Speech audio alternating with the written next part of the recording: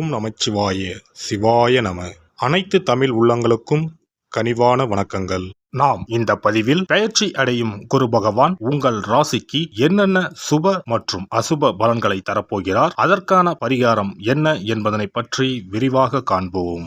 உங்கள் வாழ்வில் வளமும் நலமும் செல்வ செழிப்பும் பெற எல்லாம் வல்ல இறைவனை உளமாற வேண்டி விரும்பி கேட்டுக்கொள்கிறேன். ஒருவரின் ஜாதகத்தில் எந்த கிரகம் உங்களுக்கு சாதக பலன் தருதோ இல்லையோ, ஆனால் குரு கிரகத்தின் நற்பலன்களை கொண்டவர்கள் சிறிது கஷ்டத்தை சந்தித்தாலும் வாழ்க்கையில் முன்னேறி விடுவார்கள்.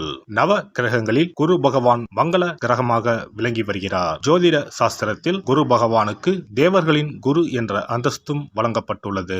இவர் நல்ல பலன்களை அளிக்கும் கிரகமாக கருதப்படுகிறார். திருமணம், மகிழ்ச்சி, குழந்தைகள், நல்ல அதிர்ஷ்டம், அறிவு, கல்வி, பேச்சாற்றல், மரியாதை, நல்ல ஒழுக்கம் ஆகியவற்றுக்கு இவர் காரணியாக உள்ளார். ஒருவரது ஜாதகத்தில் குரு பகவான் நல்ல இடத்தில் இருந்தால் அவர் வாழ்வில் மிகுந்த மகிழ்ச்சியையும் செழிப்பையும் பெறுகிறார். அவர் வெற்றியின் உச்சம் தொடுவதை யாராலும் தடுக்க முடியாது. குருவின் அருள் பெற்ற நபர்களுக்கு அறிவாற்றல் மேம்பட்டு சமூகத்தில் நல்ல கௌரவமும் பெற்றிருப்பார்கள். 12 ஆண்டுகளுக்கு பிறகு குரு பகவான் ரிஷப ராசியில் பிரவேசிக்க உள்ளார். ஜோதிடத்தில் முக்கிய கிரக பெயர்ச்சிகளில் ஒன்றாக கருதப்படுவது குரு பெயர்ச்சி. இந்த ஆண்டு குரு பெயர்ச்சி 2024 மே 1ஆம் தேதி நடக்க உள்ளது. குருவின் அமைப்பும் குருவின் பார்வையும் எப்படிப்பட்ட பலனை அள்ளித்தரும் என்பதை தெரிந்து கொள்வோம். கால சக்கரத்தில் தனுசு, மீன ராசிகளுக்கு அதிபதியான குரு பகவான் தற்போது மேச ராசியில் சஞ்சாரம் செய்து வருகின்றார். இவர் 2024ஆம் ஆண்டு மே மாதம் 1ஆம் தேதி நண்பகல் 12:59 மேச ராசியில் உள்ள கிருத்திகை 1ஆம் பாதத்தில் இருந்து ரிஷப ராசியில் உள்ள கிருத்திகை 2ஆம் பாதத்திற்கு பெயர்ச்சியாக உள்ளார். குரு பெயர்ச்சி பெறும் ஸ்தானத்தை விட குருவின் 5, 7, 9ஆம் பார்வை பெறக்கூடிய ராசிகள் மிகவும் சிறப்பான பலன்களை பெற்றிடும் என்பது ஜோதிட விதி. 2024ஆம் ஆண்டில் நடக்கும் குரு பெயர்ச்சியின் தாக்கம் அனைத்து ராசிகளிலும் இருக்கும். எனினும் சில ராசிகளுக்கு குருவின் இந்த மாற்றம் பலவித நற்பலன்களை அளித்தரும். இவர்கள் எடுத்த காரியங்கள் அனைத்திலும் வெற்றி பெறுவார்கள். நீண்ட நாட்களாக நடக்காமல் இருந்த பல விஷயங்கள் குரு பெயர்ச்சிக்கு பிறகு வெற்றிகரமாக நடந்து முடியும். இவர்களுக்கு அதிர்ஷ்டத்தின் ஆதரவு முழுமையாக இருக்கும். இந்த குரு பெயர்ச்சியானது ஒரு சில ராசிக்காரர்களின் வாழ்வை புரட்டி போட போகிறது. துரோகத்தால் பிரிந்த கணவன் மனைவி, சகோதர சகோதரி உறவு ஒன்று சேர போகிறது.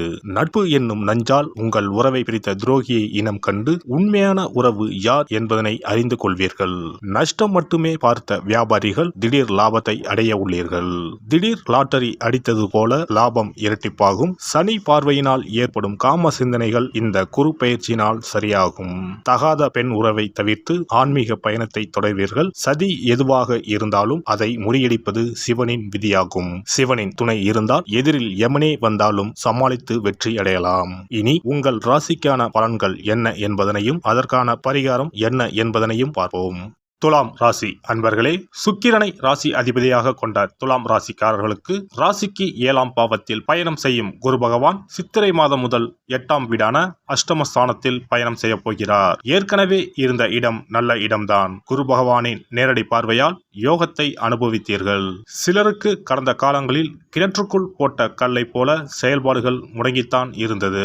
8ஆம் வீட்டில் பயணம் செய்ய போகும் குரு பகவான் உங்கள் ராசிக்கு 12ஆம் பாவத்தை பார்க்க போவதால் இதுவரை தடைப்பட்ட காரியங்கள் விரைந்து நடக்கும். அதே நேரத்தில் தனஸ்தானத்தை குரு பகவான் பார்க்க போவதால் உங்களின் பொருளாதார நிலை உயரும். பண வருமானம் அதிகரிக்கும்.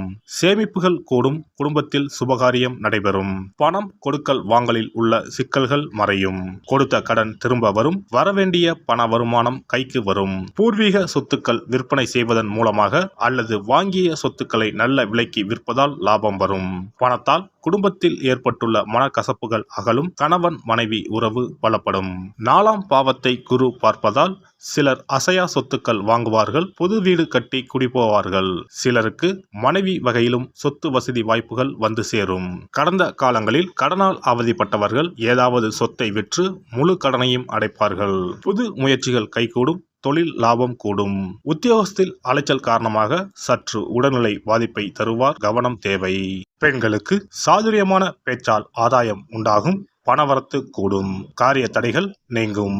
அரசியலில் மற்றும் பொதுப்பணிகளில் ஈடுபட்டிருப்போருக்கு தன்னை முழுமையாக ஈடுபடுத்திக் கொள்ள முடியாத சூழ்நிலைகள் உண்டாகும். முடிந்தவரை மக்களுக்கு கொடுத்த வாக்குறுதிகளை காப்பாற்றுவது நல்லது. எடுக்கும் காரியங்களில் தடைகளுக்கு பின்பே வெற்றி பெற முடியும். உடன் இருப்பவர்களை அனுசரித்து செல்வது பேச்சில் நிதானத்தை கடைபிடிப்பது நல்லது.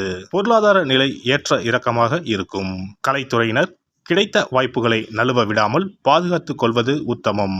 புதிய வாய்ப்புகள் கிடைப்பதில் சிக்கல்கள் உண்டாகும்.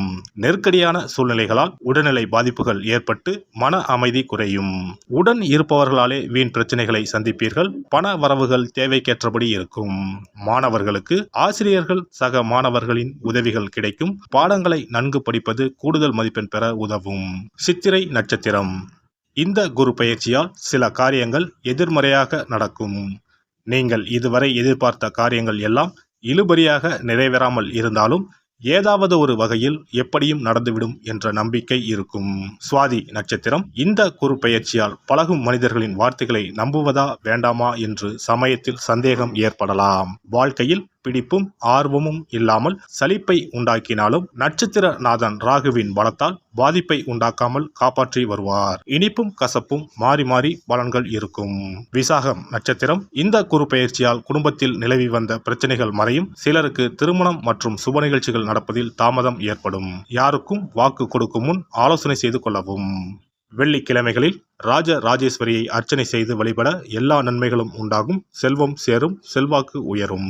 குரு பெயர்ச்சி சிறப்பு பரிகாரம். ஜாதகத்தில் குரு நல்ல இடத்தில் இல்லாமல் இருந்தாலோ கோசார ரீதியாக கொடூரமானவராக இருந்தாலோ குரு தோஷம் நீங்க பரிகாரம் செய்ய வேண்டும். தீய பலன்கள் குறையவும் நல்ல பலன்கள் அளவுக்கு அதிகமாக நடைபெறவும் குரு பகவானுக்கு செய்யும் பரிகார முறைகள் உதவும்.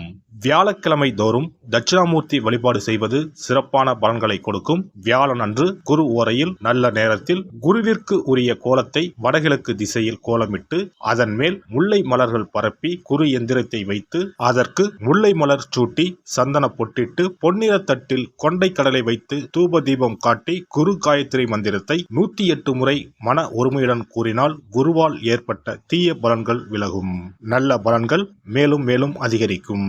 வியாழக்கிழமை அன்று வீட்டில் நெய் தீபம் ஏற்றி வழிபடுதல். குருவுக்கு உரிய வஸ்திரம் தானியம் கொண்டு வழிபடுதல் நல்லது. வியாழன் அன்று குரு பகவானுக்கு சிறப்பு அபிஷேகம் செய்து மஞ்சள் நிற ஆடை அணிவித்து புஷ்பராகம் வெண் முல்லை மலர்களால் அலங்கரித்து குருவுக்கு உரிய மூல மந்திரத்தினை ஓதி வணங்கி வர குரு கிரக தோஷம் நீங்கும். மஞ்சள் நிற ஆடையை உடுத்துவது, புஷ்பராக மணியை அணிவது, மஞ்சள் நிற ஆடை, கடலை, தானியம் ஆகியவற்றை தானம் செய்வது, வியாழக்கிழமைகளில் விரதங்களை மேற்கொள்வது ஆகியவற்றால் குருதோஷ பரிகாரங்களை செய்யலாம். உங்களால் முடிந்த அளவிற்கு ஏழை எளியோருக்கு தானம் தர்மம் செய்தால் வாழ்க்கையில் அமைதி கிடைக்கும். தினந்தோறும் அல்லது வாரத்தில் ஒரு முறையாவது பசுமாட்டிற்கு அகத்திக்கீரை, அருகம்புல், வாழைப்பழம் போன்றவற்றை உணவாக கொடுத்து வருவது ஜாதகத்தில் இருக்கின்ற குரு பகவானின் நிலையை மிக விரைவில் வலிமைப்படுத்தக்கூடிய ஒரு சிறப்பு பரிகாரமாக கூறப்படுகிறது. ஜாதகத்தில் குரு வலிமை இழந்திருக்கும் நிலையில் வியாழக்கிழமைகளில் அவருக்கு உரிய மஞ்சள் நிறத்தில் இருக்கும் லட்டுகளை வாங்கி தட்சிணாமூர்த்திக்கு நைவேத்தியம் செய்து கோவிலுக்கு வரும் பக்தர்களுக்கு வழங்குவதும் மங்களகரமான மஞ்சள் நிற பொருட்களை பிறருக்கு தானம் கொடுப்பதும் சிறந்த பரிகாரங்களாகும். குரு பகவானின் பரிபூர்ணமான அருள் கிடைக்க கோவில்களில் நடைபெறும் யாக பூஜைகளுக்கு தேவையான பொருட்களை வாங்கி தரலாம். ஒரு முறையாவது ஆலங்குடி சென்று குரு பகவானை வழிபாடு செய்து வாருங்கள். அல்லது தஞ்சாவூர் அருகே இருக்கக்கூடிய திட்டைக்கு சென்று ராஜகுருவாக இருக்கும் குரு பகவானை வணங்கினால் மலையளவு இருக்கக்கூடிய கஷ்டங்கள் கூட கடுகளவு குறையும். குலதெய்வ வழிபாடு நன்மை பயக்கும். முடிந்தால் மாதம் ஒரு முறை குலதெய்வ கோவிலுக்கு சென்று வழிபட்டு வருவது நல்லது. ஒரு முறை திருச்செந்தூர் சென்று முருகப்பெருமானை வழிபட்டு வந்தால் இந்த குரு பெயர்ச்சி சிறப்பான பலன்களை தரும்.